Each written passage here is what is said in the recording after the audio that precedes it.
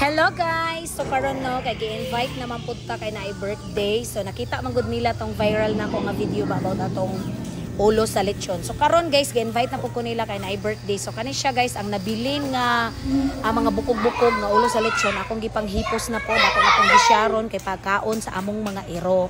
So katong nag-viral na ko nga video guys nga ulo sa lechon, ibalot ra pud nako kay para pud to sa among mga iro. So karon guys, nagbalot na pud ta para sa mga iro. So kani masukop na pud ang atong mga bashers ani ron.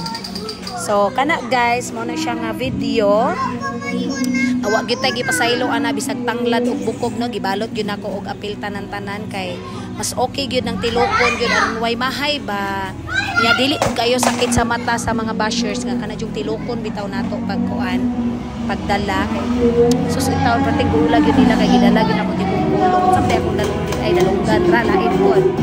So anak ako na siya guys ato na ni karga sa tong kalibre ang ato ang nabalot nga ulo sa lechon kay maayo na lang ni sa among mga iro kay daghan kay mig iro sa balay.